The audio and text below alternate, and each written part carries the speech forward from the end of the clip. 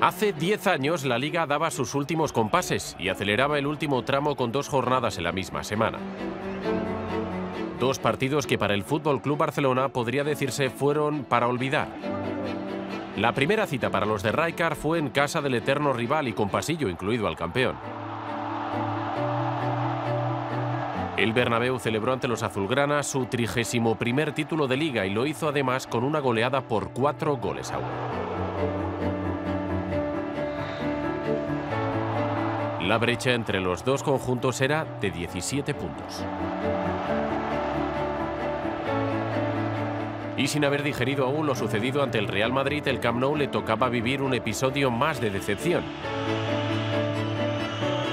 Esta vez ante el Mallorca, que fue capaz de remontar un 2-0 e imponerse finalmente por 2-3.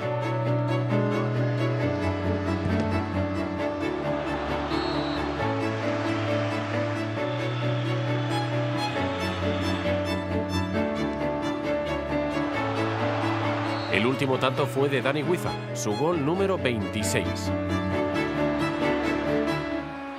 El que le convertía de manera oficial en el máximo goleador de la Liga.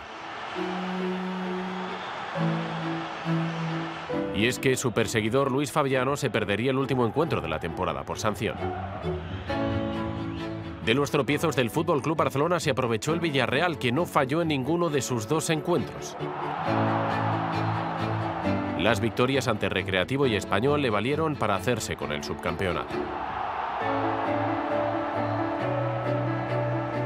El Real Madrid, por su parte, se permitía empatar ante el Real Zaragoza en la jornada 37. Schuster hizo debutar en Liga a Dudek y así garantizaba el Zamora para Iker Casillas.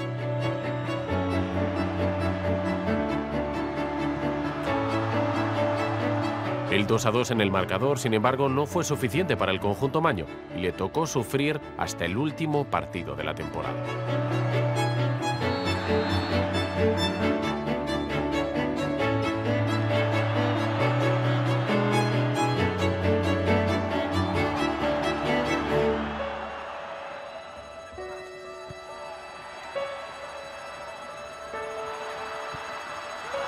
Los que sí respiraron más tranquilos en estas 2 jornadas fueron Getafe y Betis. El conjunto azulón se impuso a la Almería con un contundente 4-2 y se aseguraba un año más la permanencia en primera.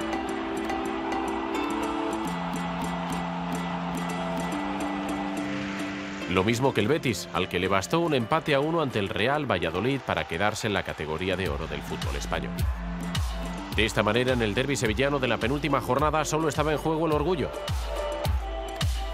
Los verdiblancos estaban ya salvados y los sevillistas, encabezados por su goleador Luis Fabiano, no llegaban a tiempo para pelear por un puesto Champions. La victoria finalmente fue para los de Manolo Jiménez.